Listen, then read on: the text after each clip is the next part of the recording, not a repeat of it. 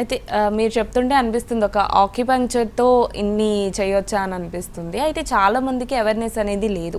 Acupuncture గురించి మీరేమైనా awareness programmes చేస్తూ ఉంటారా? వెళ్తుంటానమ్మా, కాలేజెస్కి వెళ్తే అమ్మాయిలకి కూడాను ఆక్యుపంక్చర్ గురించి. జనరల్గా మన భారతదేశంలో ఏంటంటే ఆక్యుపంక్చర్ అనేది ఇన్బిల్ట్ అయింది లైఫ్లో. అది చాలామంది గమనించరు, తెలీదు వాళ్ళకి. ఇప్పుడు మీరు చెవులు కుట్టించుకున్నారు కదా, దట్ ఈస్ ద ఆక్యుపంక్చర్. అంటే ఇయర్, అది ఐ పాయింట్ అనమాట.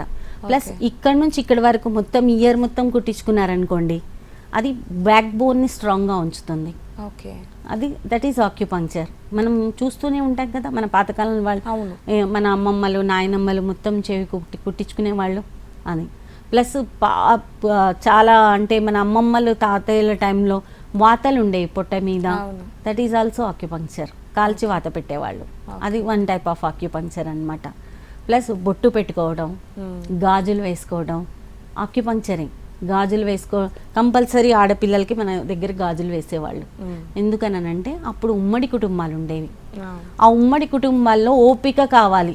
20-30 మందికి పనిచేయాలంటే అందులో ఉండే ఆడవాళ్ళకి ఎంతో ఓపిక కావాలి. ఆ ఓపిక అనేది గాజులు ఎక్కువ వేయటం వలన, ఇక్కడ మట్టి గాజులు ఇక్కడ నుంచి ఇక్కడికి ఇలా ఇలా తిరుగుతూ ఉంటాయి పని చేసినప్పుడు కదా. ఏ పని చేసినా సరే గాజులు ఇలా ప్రతి పనికి గాజులు తిరుగుతుంటాయి. అక్కడ ఏంటంటే బీపీ ఫ్లక్చువేషన్స్ అనేవి తగ్గిపోతాయి. దానివల్ల వాళ్ళకి ఏంటంటే వాళ్ళ బాడీ కూల్గా ఉంటుంది, వాళ్ళకి ఆ ఓపిక అనేది వస్తుంది. అందుకని దట్ ఈజ్ ఆక్యుపంక్చర్. పట్టీలు పెట్టుకోవడం, దట్ ఈజ్ ఆల్సో ఆక్యుపంక్చర్. ప్రతి దానికి మన భారతదేశంలో ఆక్యుపంక్చర్ అనేది మన లైఫ్లో, కల్చర్లో మిక్స్ అయ్యి ఉంది.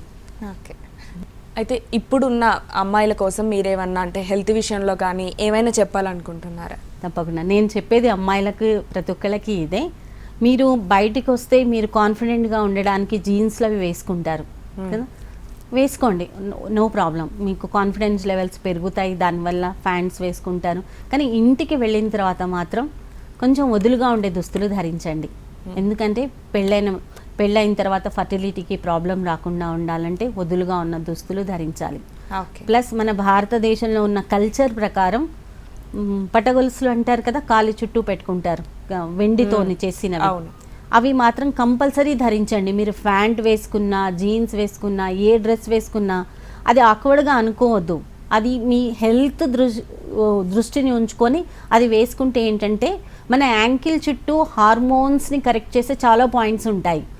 మీరు జనరల్గా పీరియడ్స్లో వచ్చే పెయిన్స్ కానీ, ఇన్బ్యాలెన్సెస్ కానీ, అవన్నీ కూడా మీ బాడీలో పెరిగే హీట్ని అది ట్రాన్స్ఫర్ చేస్తుంది భూమికి. కాబట్టి ఆ వెండి కడియాలు లేకపోతే వెండి పట్టాలు అనేవి అలవాటు చేసుకోండి. ఎవరు ఏమనుకున్నా ఓకే, ఏంటి ఇలా వేసుకున్నారని మిమ్మల్ని చూసి వేరే వాళ్ళు ఫాలో అవుతారు. ఇది మీ హెల్త్కి మంచిది కాబట్టి ఇది ఫాలో అవ్వండి. ఓకే, మీకేమైనా పురస్కారాలు దక్కాయా? వాటి గురించి చెప్పండి. పురస్కారాలు అంటే చాలా వచ్చాయి. 2016లో బెస్ట్ ఇంటర్నేషనల్ హీలర్ అవార్డు వచ్చింది. అది చాలా నాకు ముంబై వెళ్ళి తీసుకున్నాను.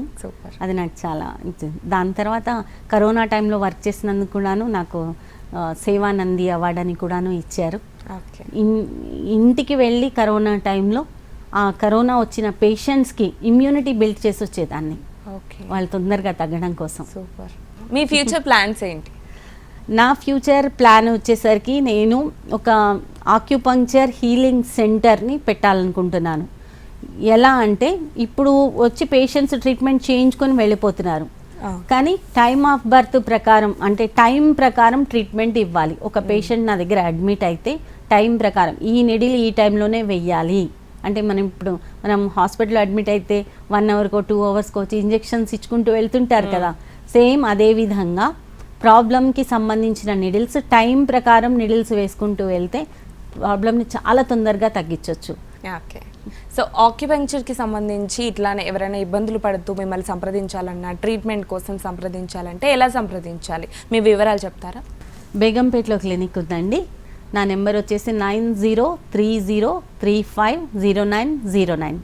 Thank you so much madam. Acupuncture గురించి చాలా విషయాలు చెప్పారు. అట్లాగే ఇట్లాంటి ట్రీట్మెంట్స్ ఇంకా మంచి ట్రీట్మెంట్స్ ఇవ్వాలని కోరుకుంటున్నాము. Thank you. థ్యాంక్ యూ మా.